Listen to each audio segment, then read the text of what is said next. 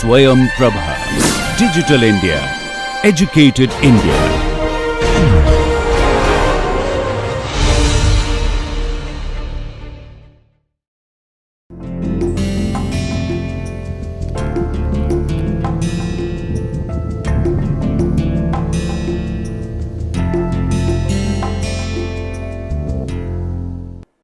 Hello everyone, welcome back again. We are in our lecture number 6 and we will continue what we have learnt in the last lecture. So, it is the topic concept of strain and deformation and we are in part 2. In this lecture we will cover strain in 3 dimensions and we will mostly look at strain ellipsoids, their shapes and orientations. Then we will move to Flynn diagram and there we will see constriction, plane strain and flattening types of deformation. After that we will see the different ways to look at progressive deformation, from where we will switch to vorticity and conclude the lecture. So, strain in 3 dimensions is very similar to what we have learnt when we understood the strain in 2 dimensions. There we had x and z, and this time because we will be dealing with 3 dimensions we will add y. So, homogeneous deformation without volume change in 3 dimensions generally, like we described previously with strain ellipse, this time will be described as a strain ellipsoid, which is a shape change from an imaginary or a material sphere. Now, the sphere becomes an ellipse, so we have to describe its shape and orientation to describe the strain, and the ellipsoid can be described by this equation.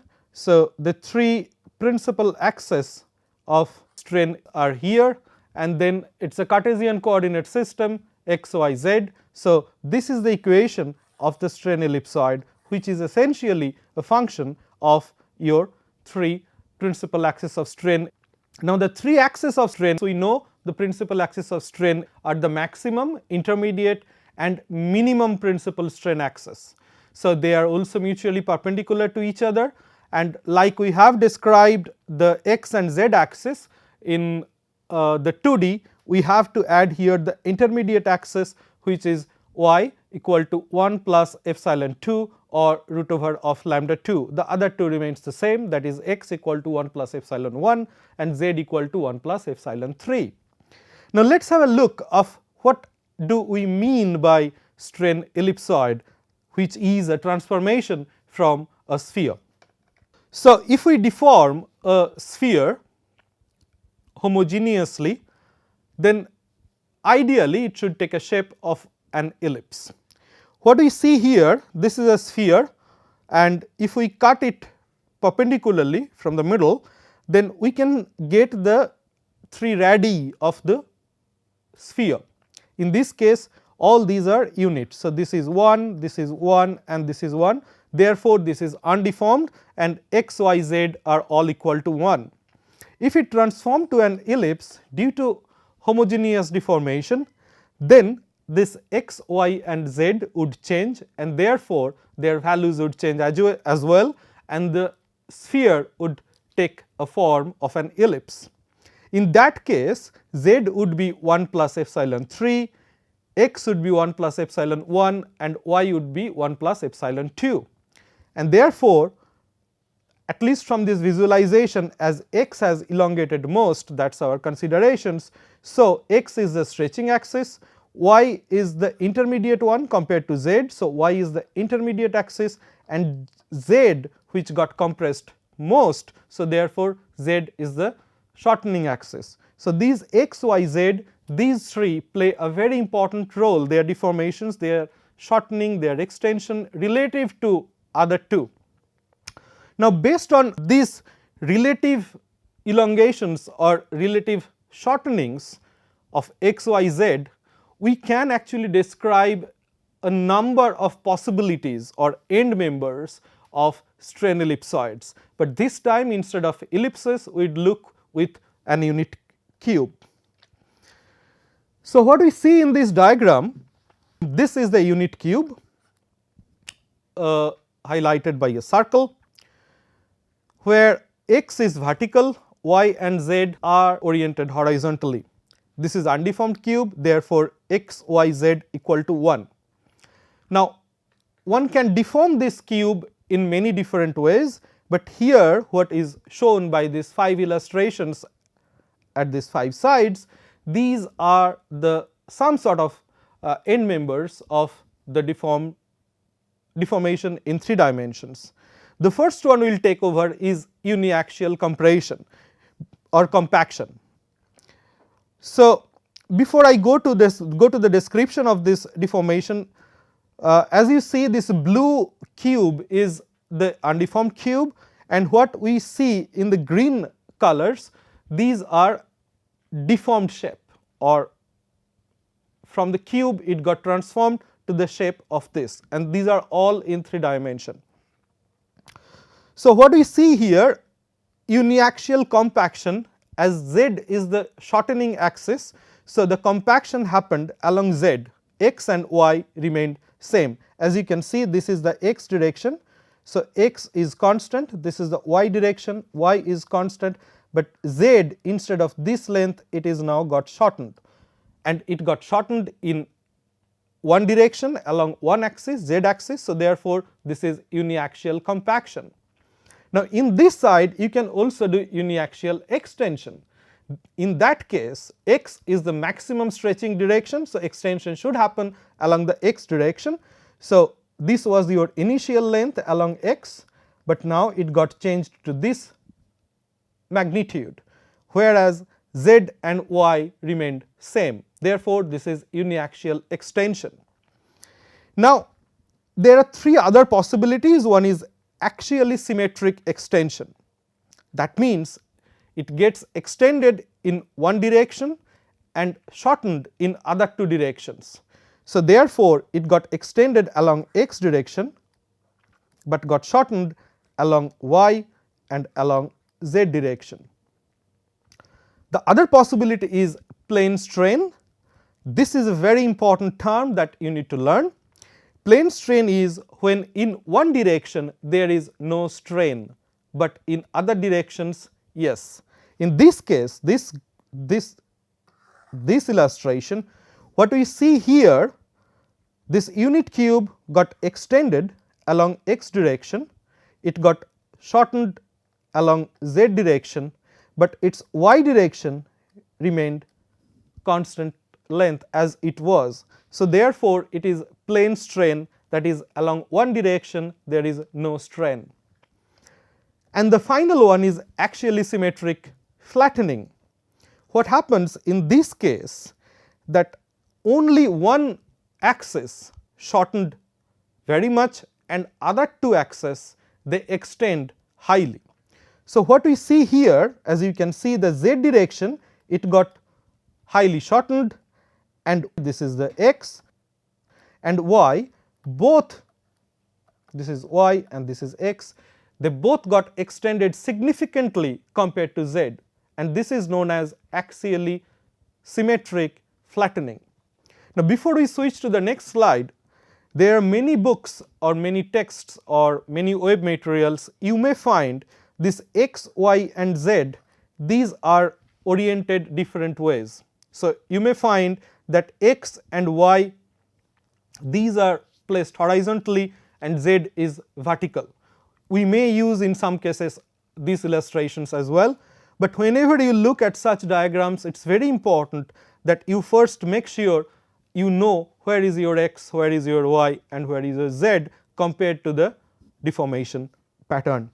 Now, based on this idea of deformation of an undeformed cube to these different possibilities, you can understand that once these materials they do deform different ways, you would produce different types of strains.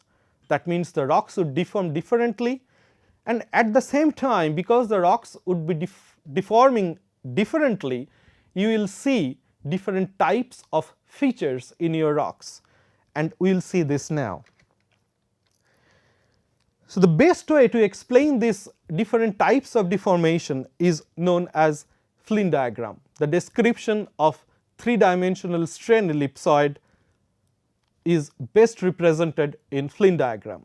So, in 2 dimension, the shape of the strain ellipse that we have described by only one number. If you remember, that was r, which was the ratio of long axis versus short axis. But in 3 dimension, the shape of the strain ellipsoid is described by 2 numbers. One is r12, which is the ratio of long axis versus intermediate axis, and another one is r23, which is the ratio of intermediate axis versus short axis. Now, the ratio of these 2 parameters, that is ratio of r12 and r23, describes and distinguishes the different shapes of the strain ellipsoid, and this number is known as k, where k is defined as r12 minus 1 divided by r23 minus 1.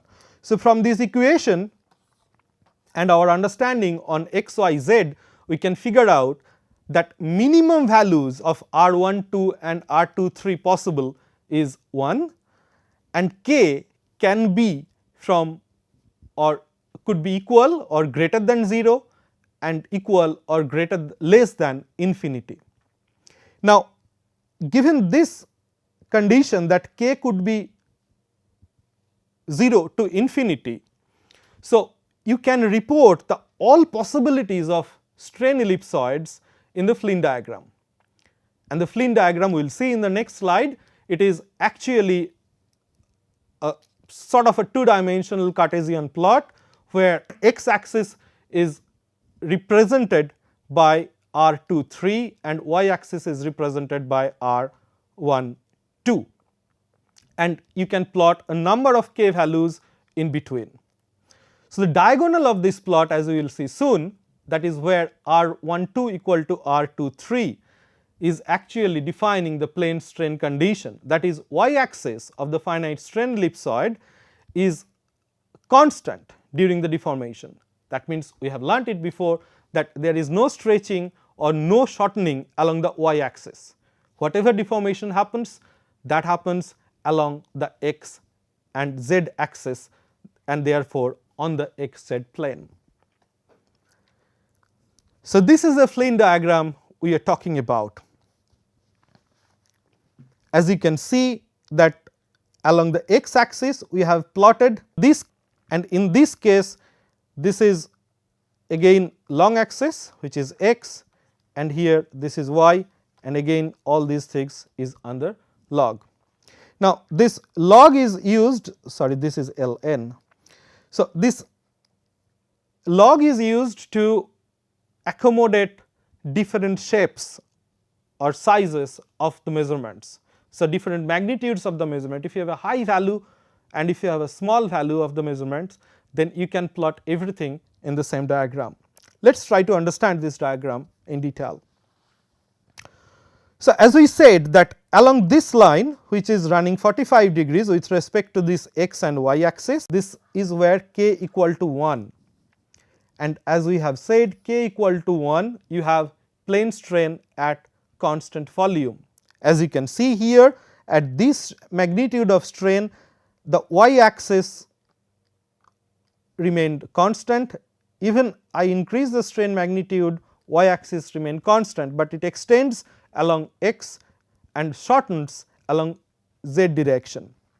So, whatever left on both sides of this k1 value,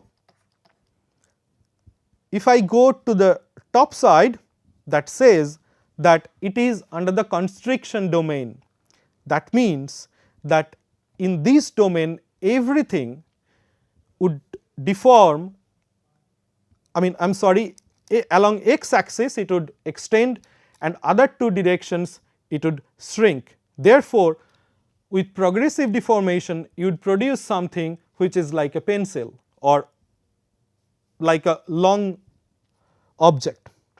On the other hand, if we go to the flattening side, which is the downside of this k equal to 1 direction, there the deformation would happen in axially symmetric manner or axially symmetric flattening manner, where x is greater than or equal to y and this x y values are much greater than z. Therefore, you would produce something like a pancake or like a flattened disk. So, if I go towards this side k equal to infinity, then I produce rocks characteristically with some sort of linear features, and if I come to this side k equal to 0, the deformed rock would show a lot of flattened objects or disc shaped objects.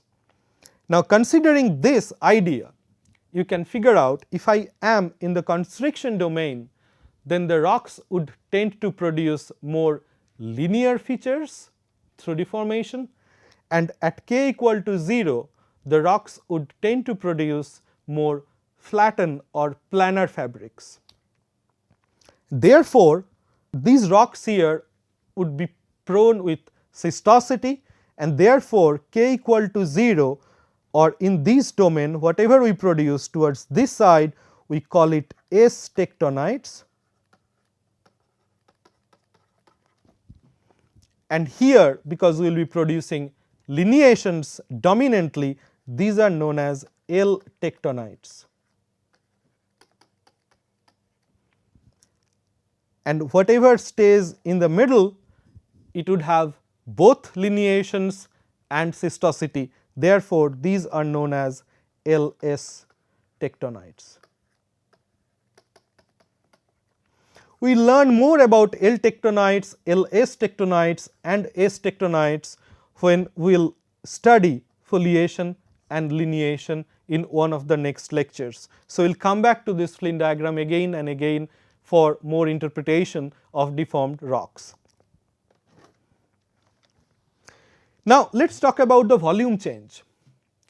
So, we have discussed so far its homogeneous deformation without volume change, but volume change like it happens in 2 dimensions, it can also happen in 3 dimensions. So, pure volume change or volumetric strain of an object, as we it is a very similar equation that we have seen.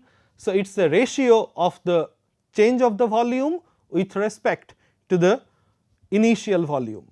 So, you can say that volume change, or if you say this is delta, then it is defined as V minus V 0 by V 0, where V 0 and V are volumes of the object before and after the deformation respectively. So, the volume factor delta is thus negative for volume decrease and positive for volume increase. Now, volume decrease and increase, whatever happens, it can happen either isotropically or anisotropically. If it happens isotropically, means that all principal axes of strain are either extending or shortening equally, and if that does not happen, then it is anisotropic volume change. So, isotropic volume change therefore could happen when x, y, z, they are all equal and greater than 1, therefore, you would have volume increase, and if these are all equal, but the values are less than 1, then you have volume decrease. So, here I have tried to show this with some illustrations. So, again we have these undeformed cubes, undeformed cube here, you have x, you have y, you have z direction here. As you can see in the first illustration where volume has decreased isotropically, all these directions the shortening was equal, along all these directions the shortenings were equal.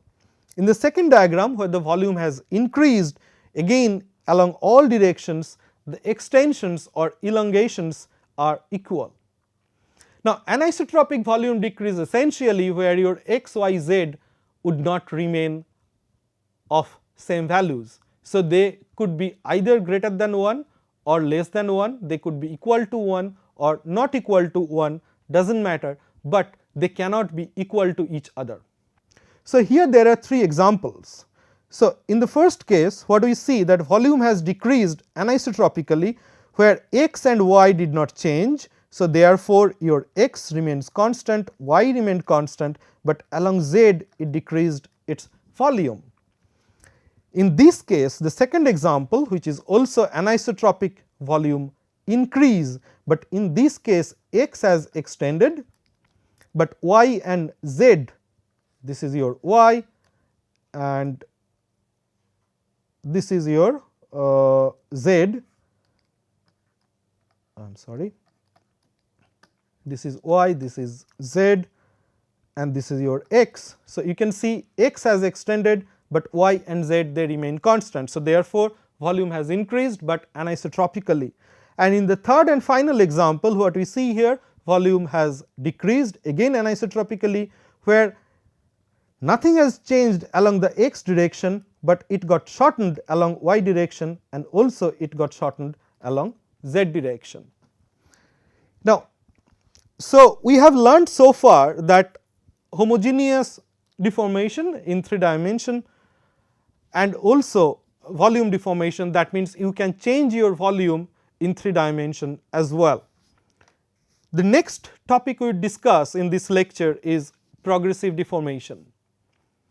Now, if you remember the first lecture of strain, we talked about initial position, final position, and in one set of examples we talked about displacement vectors, where we connected the initial position with the final position and added these 2 points by an arrow, and from initial to final position we added the arrowheads and that was the vector.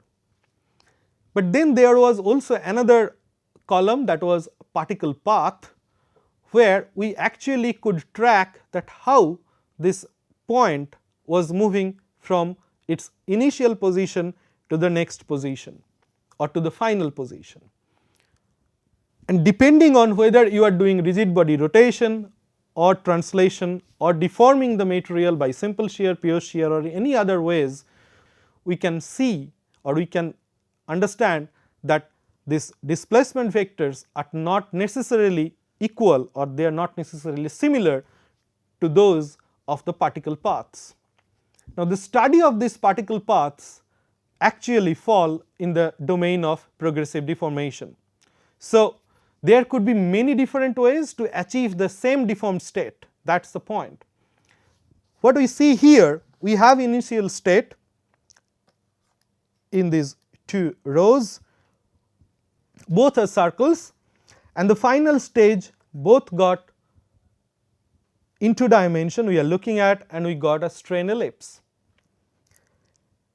Now, what we see here from here to here, if we look directly, then they look similar. So, the displacement vectors, if we try to draw from this position to this position, in both cases it would be similar, but in between there could be many different possibilities. So, the first example is very straightforward, that I had a circle, then little more strain, even more strain and further more strain, I achieved to this state. But in the second row, what do we see, that it took a different shape, it deformed differently from here to here, from here to here, from here to here, and finally we could reach here. So, displacement vectors here in these 2 cases would be very much similar, but not the particle paths, and again this study is progressive deformation. So, in the next 3 slides we will have a look that what could be the possibilities or what could be the characteristic particle paths or flow patterns of deforming rock in terms of pure shear, simple shear and the combination of these 2. And before that, what is flow pattern? Now, flow pattern of a deforming rock is actually, it refers the sum of particle paths at different time steps during deformation. So, it is you add each and every particle path and accumulate them, what you get is your characteristic flow pattern of a particular type of deformation. So, what we see in this slide, on the left slide, I particularly would request you to focus in this side, that here I had in 2 dimension I had a square, and then progressively I deformed this square to achieve a finite elongation or finite deformation along x direction of 2. Now, of course, you do not see the individual squares and later rectangles just because I had to fit them in a single slide, but they are cascaded in this way. So, the strain progressed this way. So, first one it is undeformed and then slowly 0.1, 0.2, 0.3, 0.5, 0.7, 1, 1.5 and 2. So, this is how it progressively deformed in a pure shear manner. Now, if I club them together, all these images, then they would appear something like that, and I try to track these little red points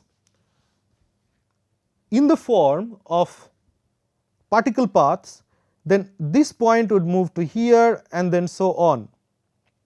So, characteristically all these points, at least from the 2 sides, the top side and the bottom side, and how they have arrived to their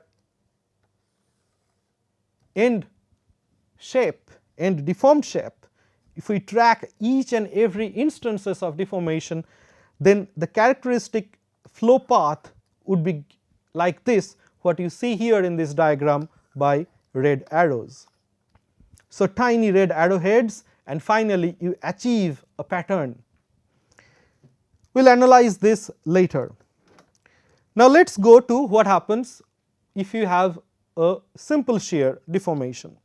Again the plots are in a very similar way. So, I have a square and then I deform this square with progressive simple shear. So, here are the shear strain magnitudes given one after another, and again I can club them together as you can see here, and I see the particle paths or the flow patterns. If I try to connect each and every point from one stage to the next stage, then it would be given as you can see here with these red arrows in this side and this side. And what is interesting, that if you remember the previous slide, then it is characteristically different from pure shear. Now, if we deform the same square, this square, in both pure shear or simple shear manner, that means I combine pure and simple shear. So, here again in a similar way we have the cascade of this rectangles, and then what we see here again, if we club them and try to see the flow patterns, then it is extremely different. We see that these things are going this way, these things are going this way and so on.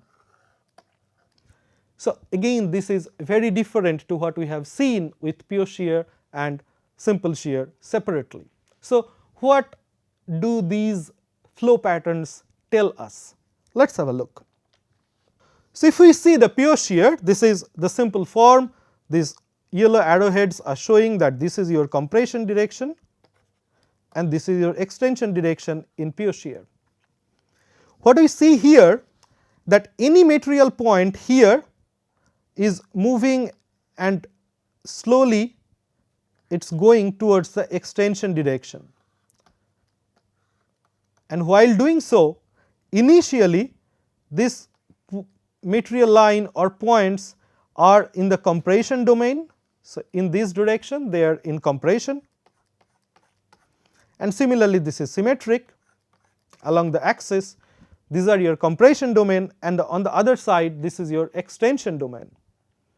In simple shear it is not so easy to apprehend the compression or extension looking at the flow pattern, but you can see the flow patterns are very much straight and they are moving opposite to other side of the flow lines.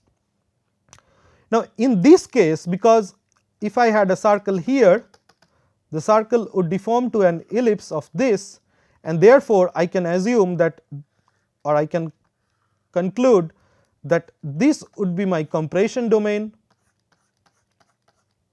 that means the compressions are coming from this direction, and this would be my extensional domain. Now, if you bring in between this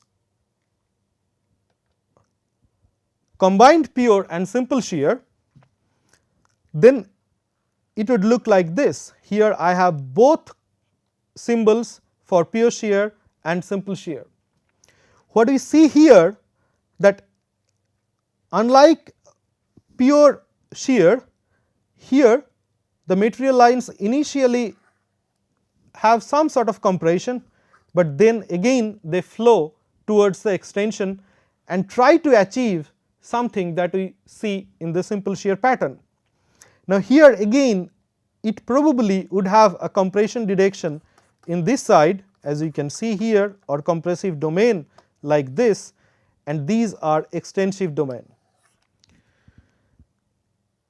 Now, because I have compression from one side and extension on the other side, and also all materials, as we see that in these three very basic examples, they tend to flow towards the extension direction.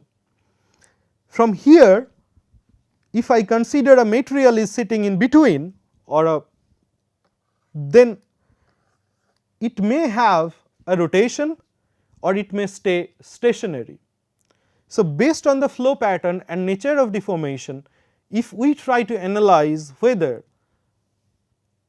the materials would stay stationary or materials would rotate, based on this study we can go to another topic which is known as vorticity.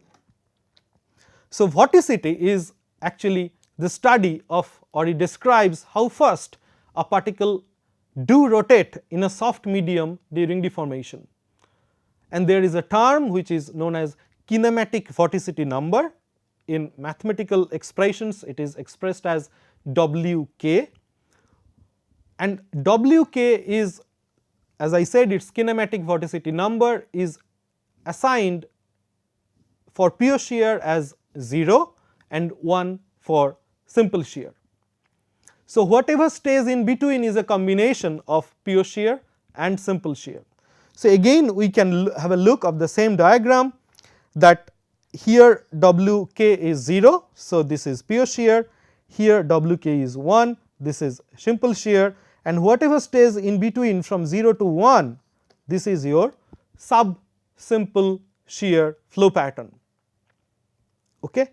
And if I increase the Wk value, then actually I achieve something which is whose flow pattern is very similar to rigid body rotation, and we see the effects of rigid body rotations in many different geological structures, including the shear zone features like delta structures. We have seen it in one lectures, and we will see it more in when we study ductile shear zone.